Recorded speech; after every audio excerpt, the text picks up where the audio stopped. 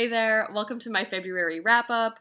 I was looking at the date today and I realized that March is almost over, so it is high time to talk about the books that I read last month in February. I don't know about you, but I feel like February was like a lifetime ago. So even though February is feeling like this long ago, far away time, I still thought it would be a good idea to look back and reflect on the things that I was reading that month. So for today's video, I'm going to go by different categories as to why I was reading the books.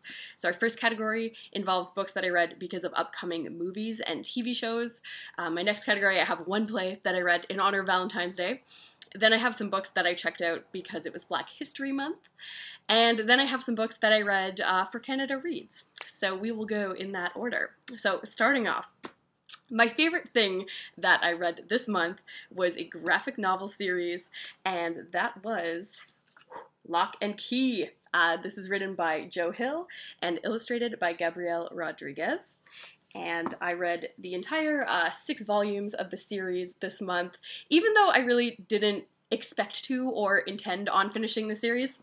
I just thought that I would check out like the first 1 or 2 because I knew that there was going to be a TV adaptation coming out on Netflix that I wanted to check out. Contrary to what I was expecting, I actually really did not end up caring for the Netflix adaptation, and I haven't been able to make it past episode 2, but I ended up completely falling for the graphic novel series, and I ended up burning through all of these at a kind of feverish pace because I had to know what was going to happen in the story. I grew so attached to these characters. So this is a pretty well-known series in the horror comics genre, and I'm sure that a lot of you are probably familiar with the premise, but basically it's about a family who have gone through a very violent, traumatic episode where their father was murdered, and they are moving to his family's home out east, and it's this creepy mansion, and there are all of these keys scattered around the mansion, and basically if you start using these keys, you're kind of given these strange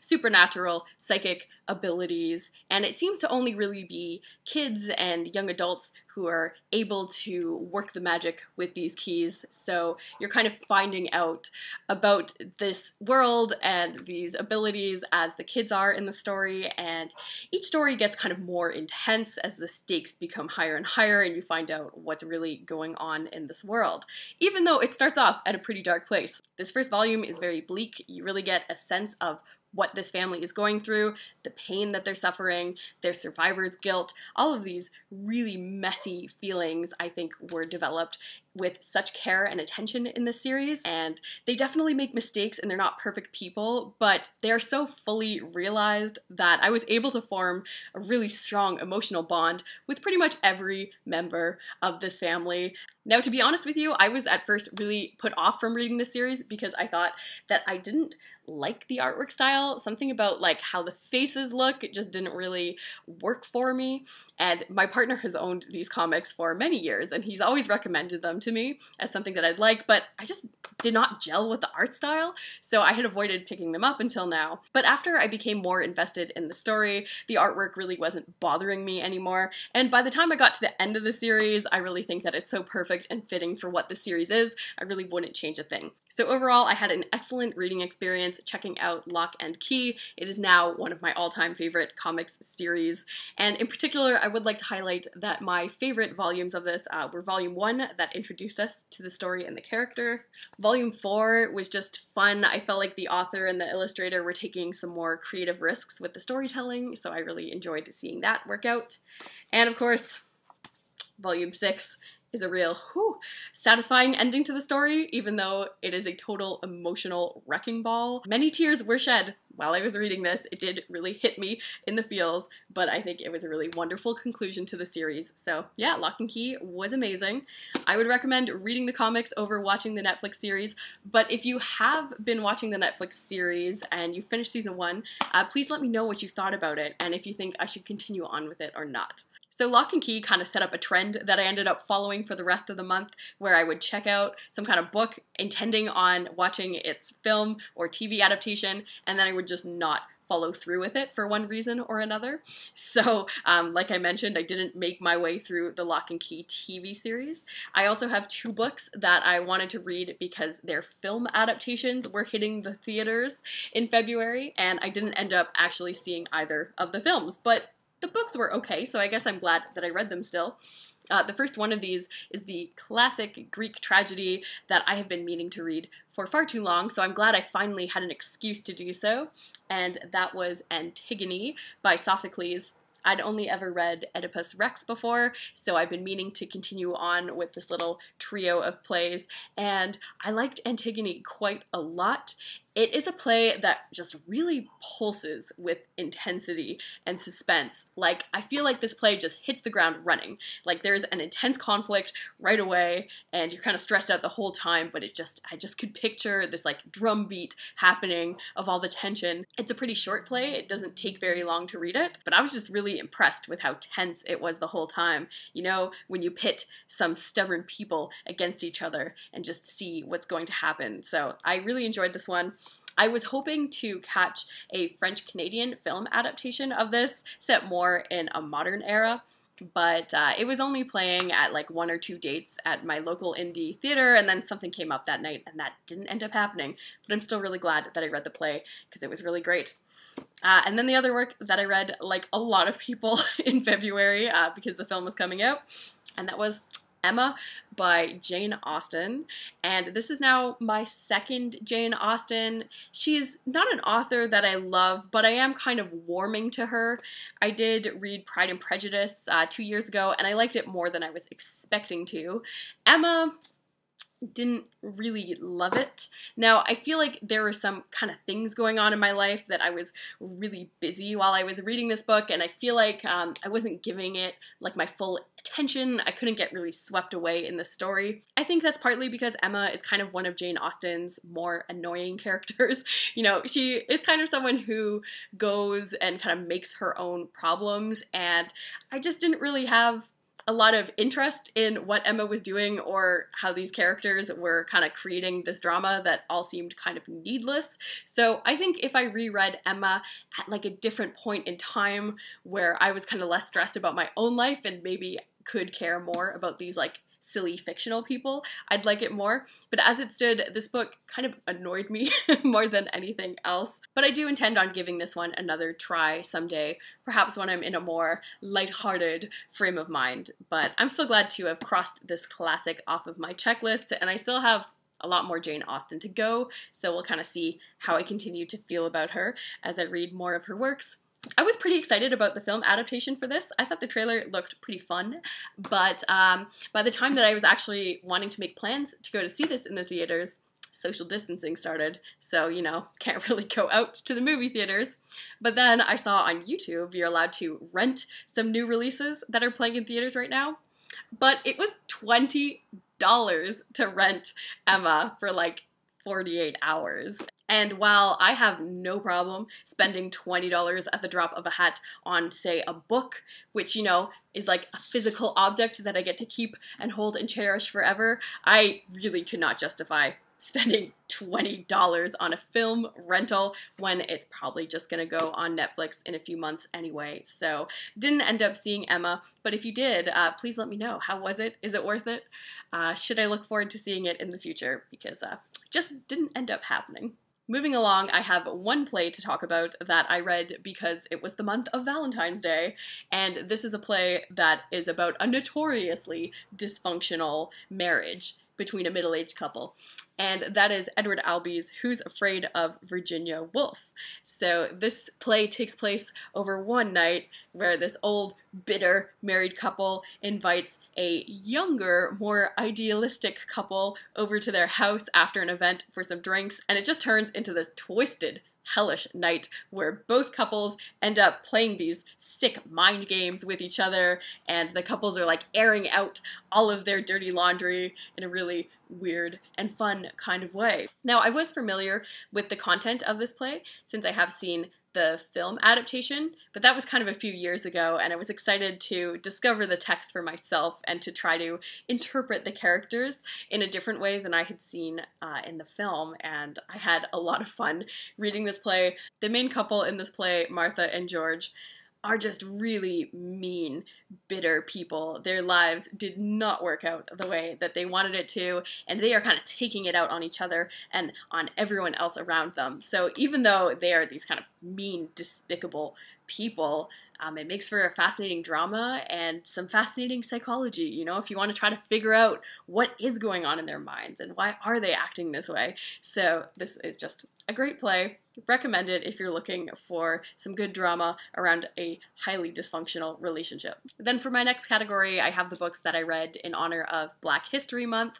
One of them was super informative, especially for myself. I'm Canadian, and this is a book that really addresses a lot of historical and contemporary issues that are going on in regards to racism and discrimination in Canada right now. So if you are Canadian and you are looking to learn a bit more on the subject, I do highly recommend this one. It is called Policing Black Lives, State Violence in Canada from Slavery to the Present, and this is by Robin Maynard.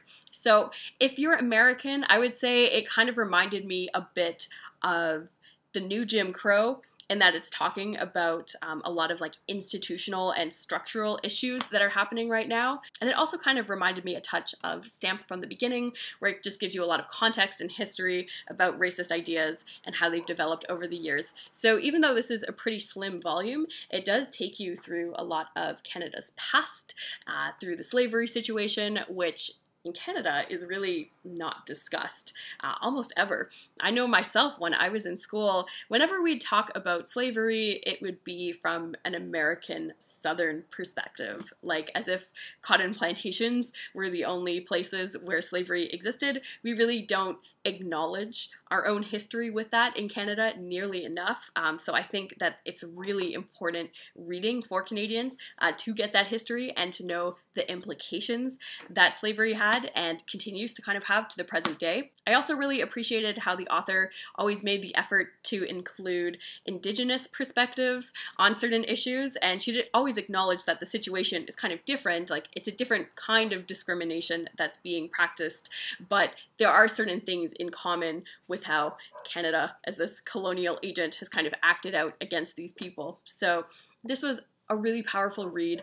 I learned a lot. I would really highly recommend this book to any Canadian who is looking to broaden their understanding and perspective on a variety of complex topics. This book will shock you and it will sadden you, but it's important learning. We can't really rebuild our society into a more just and equitable place unless we actually know what's going on. And this book in particular, I think, is very condensed. It won't take a lot of your time, but it still is very thorough, and it covers these issues with lots of specific examples. So this gave me a lot to think about, and it was a perfect read for Black History Month. The other work of nonfiction that I read throughout the month was a biography of the American author Chester Himes, and this was written by Lawrence P. Jackson. Now, Chester Himes isn't like one of my all-time favorite authors. In fact, I've only ever read one of his books. It's called A Rage in Harlem, and I loved it. However, I saw this biography on sale for like $5 for a nice hardcover, so I ended up ordering it.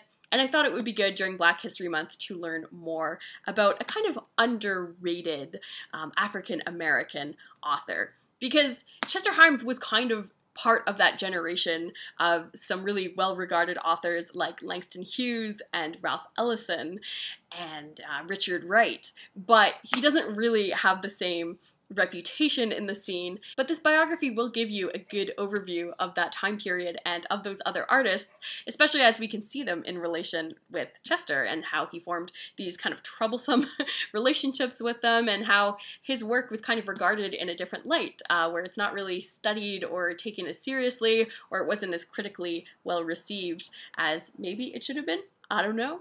You know, this is one of those biographies that you read where you don't come away from it really liking the author as a person. You know, Chester Himes was a difficult man, and he wasn't great with his romantic relationships, and, you know, he does things that makes him kind of like this prickly person. So you don't come away from this with this warm, fuzzy feeling about him. but it does build in you some respect for what he did and how he was different and the kind of career as a writer that he built for himself at a time when it really wasn't easy to do that. So you can see the ways that he was like a boundary pusher and how he did kind of shake up American fiction. So for that reason, I enjoyed reading this biography. So even though, you know, I'm not leaving this biography wishing that I could be friends with Chester Himes or anything, I still do appreciate him more. I feel like I understand his character and some things about him more. So for that reason, I think it was a pretty successful biography. As for fiction, I ended up checking out 3 novels, and I quite enjoyed all 3 of these books.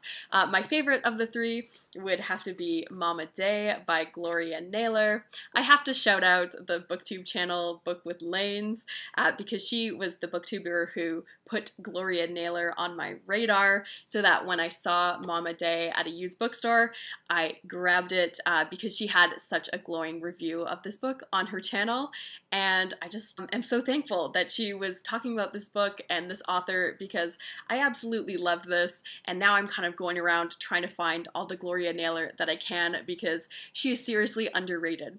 As for the book itself, it's kind of a reworking of Shakespeare's play The Tempest, which, if you know that one, is kind of a unique play in that it's set on this enchanted island, so it has these really light, whimsical, magical moments, but it also has this dark undercurrent with these very strong states of emotional intensity. So I feel like this book really draws from both of those worlds because I think it has these moments of lightness and charm, and it's so funny. Like, the characters in this book are hilarious and had me cracking up a lot, but there is also this dark intensity that is really driving the book through and building up intensity as it goes until you get to this storm scene where it all kind of comes together. As you can see from the cover, you know, it looks pretty intense. So I think Naylor really was able to capture the lightness and the darkness as the play does itself.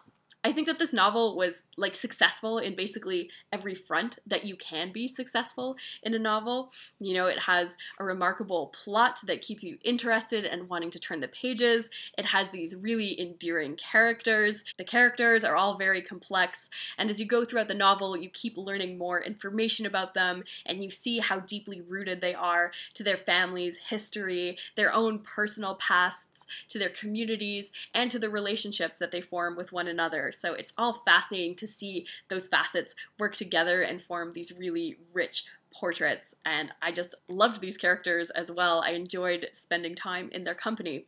Also, this book has a truly fantastic setting. Like The Tempest is kind of set on this enchanted island, so too is Mama Day. The island is called Willow Springs, and it's a little island that's kind of near Georgia and South Carolina, but it's technically not really officially a part of the United States, so it's kind of this totally unique community. They kind of make up their own rules. I really enjoyed getting to know the island as a physical setting because a lot of the characters who live there are very connected to the natural world, and it just seemed like such a beautiful place. But I was also interested in getting to know the history and the interpersonal drama between the small community of people living on this island. So it was just a fantastic setting. So really, this book excels in pretty much every area that you can. It was just a fully engaging and immersive story, and I'm so glad that I checked this one out. Another novel that I really enjoyed was House of Stone by Novuyo Rosa Tshuma.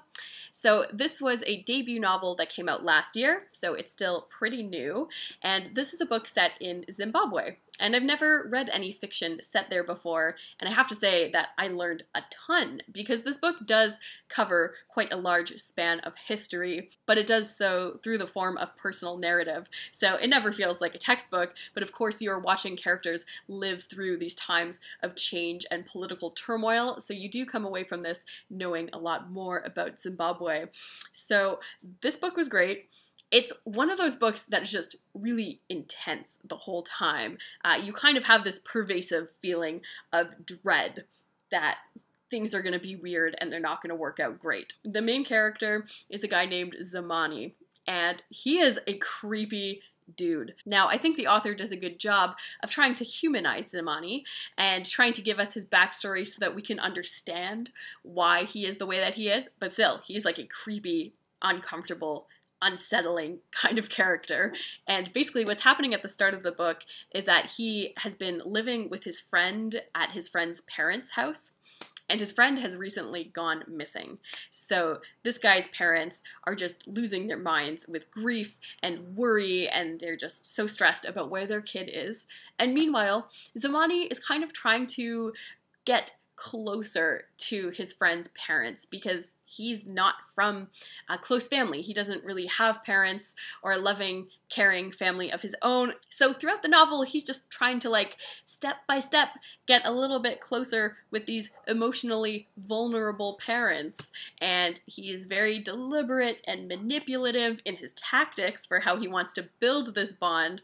And it's so unsettling. But the way he goes about trying to build the relationship is by having his friend's parents tell him their life story. So that's really what most of the book is the parents kind of going through their own past narratives and how it led them to the present day, and this guy trying to, like, find out their secrets and use them as, like, a way to become kind of a member of this family. So this was just a highly stressful novel. It's very disturbing. A lot of the things that the family members have gone through are violent and traumatic, but it was a gripping read. This was a really tough one to put down, even though you couldn't always stomach a lot of it all at once. So if you're looking for a debut that is doing something different and that will take you to a bit of a dark place, then I highly recommend House of Stone. This was a really great read.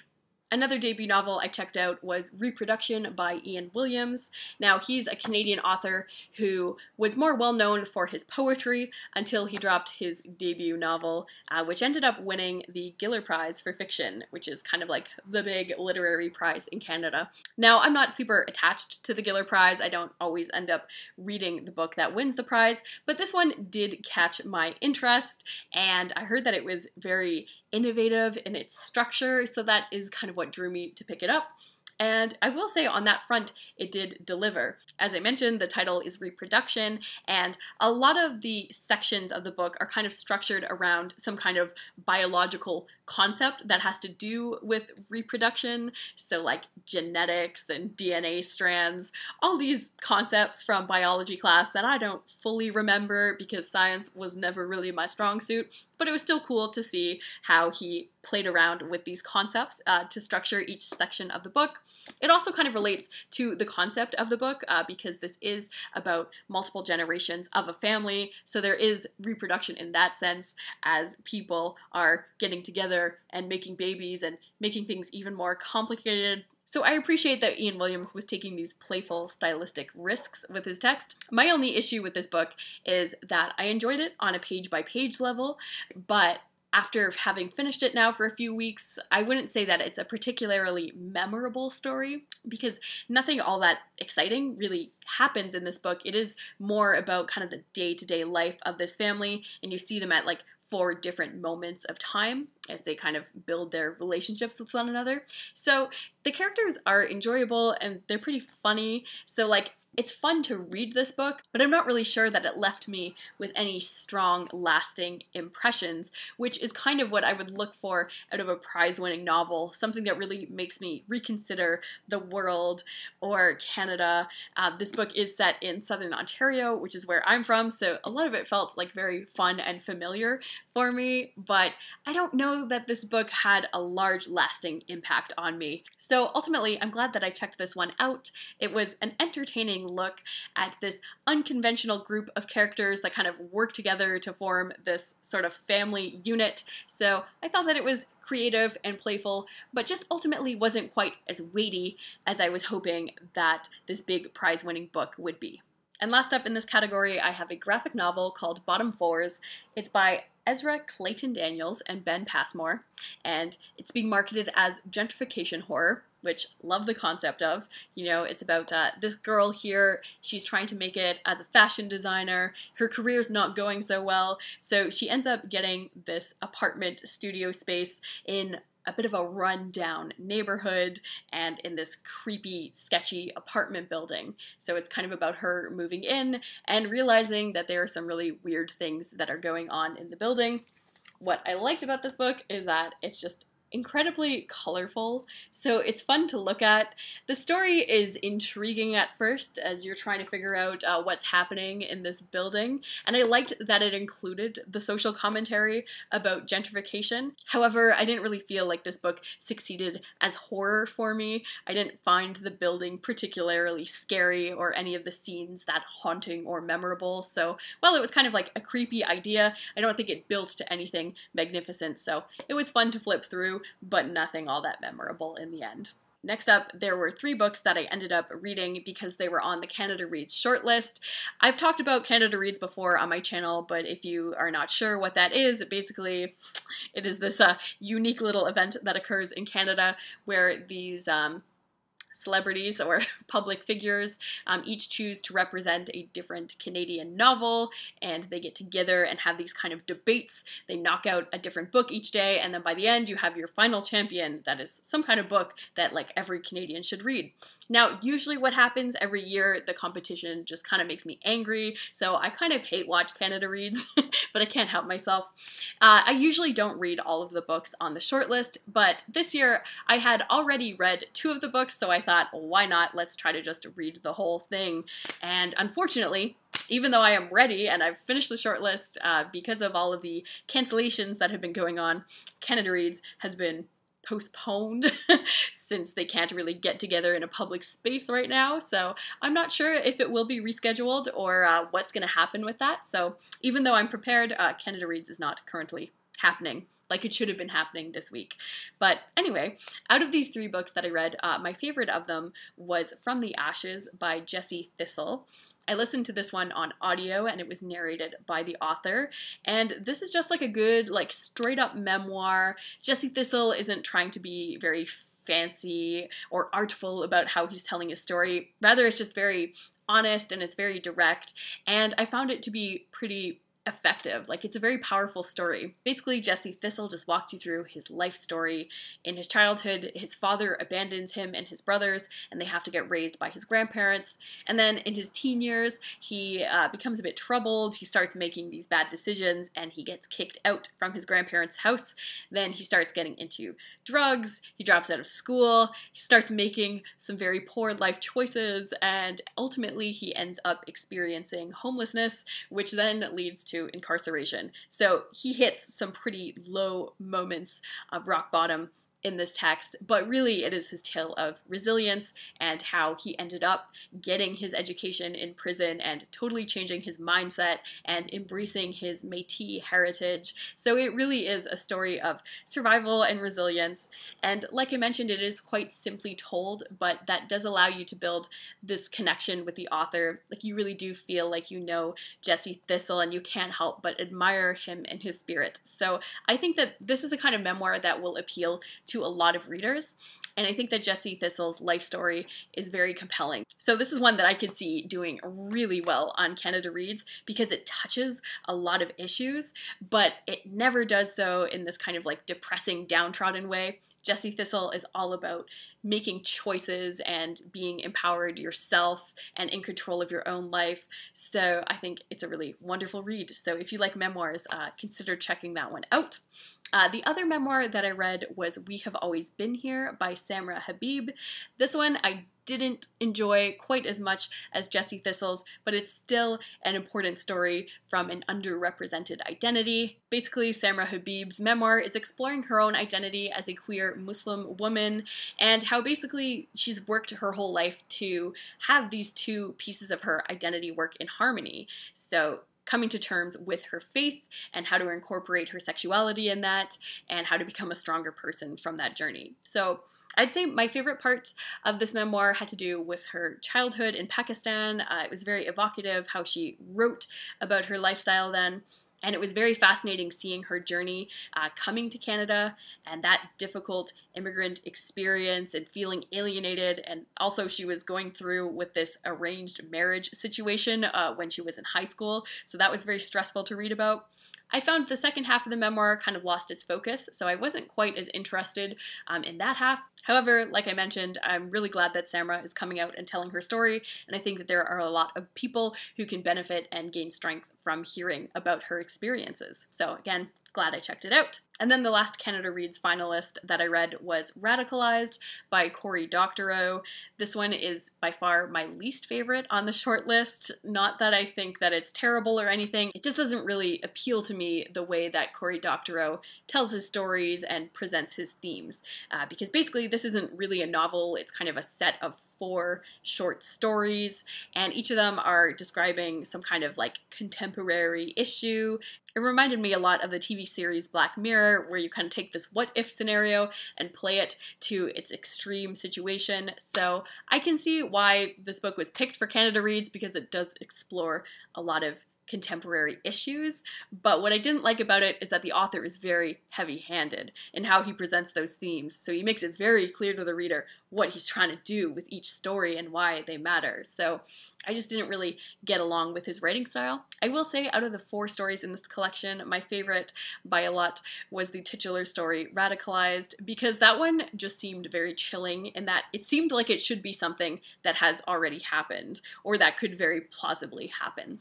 So that one was about a group of dads who meet on this online messaging board. They all have wives or daughters that are going through cancer treatment, and what all of these people have in common is that their health insurance providers has rejected some form of rare treatment for their loved ones. So basically, the people that they love are going to die because someone who works for this insurance agency has deemed their life as not valuable enough to pay out that kind of money. And as you can imagine, a lot of these people are feeling intense emotions, and they feel very betrayed and hurt by the system, so they become somewhat radicalized in this community, and a few members decide that they want to go violent and they want to start taking it out on the human beings who work for these insurance companies to make them realize the impact of their decisions. So that story definitely took on the issue of expensive healthcare and insurance in a really dark and disturbing way that I thought was very memorable. However, all of these stories are also set in America, so I wonder if that is something that will work against this book's favor in the debates. I don't know. We'll see. Are the debates going to happen? I don't know. So those were my take on 3 of the Canada Reads books. At this point, I have now read the entire shortlist, and I will probably say that I am going to be rooting for either Small Game Hunting at the local gun club or From the Ashes from Jessie Thistle. I think those are my favorite 2 out of the 5 books on the shortlist. And then lastly, I have one novel that doesn't really fit into any of my categories, and that is Volume 2 of Proust's In Search of Lost Time series. This one is called Within a Budding Grove, which is not a great title for a novel, but I didn't let that stop me. I still thought that this was spectacular. So when I read Swan's Way, which was volume 1 of this series, I read the Lydia Davis translation. However, for the rest of the series, I could get it much cheaper if I ended up buying all of the Everyman's Library editions, so I'm switching translators. This one is, the original English translator of Proust was C.K. Scott Montcrieff. However, this one has also been revised by different people over the years. So I was worried that the magic was going to be lost. Like, I didn't really know if I just liked Lydia Davis's version of Proust, because the writing in that one just really sparkled for me. So I was kind of scared. However, I am happy to report back that I am still fully loving the Proust reading experience, and it's not just who's the translator. The way that he tells a story and his flowing long sentences are just as enchanting, even when they're delivered by other voices, so I was really happy to see that. I was worried that this volume was going to be a bit dull, because most of it is Proust going away on a seaside vacation with his grandmother. But I was wrong. I actually really loved the vacation scene.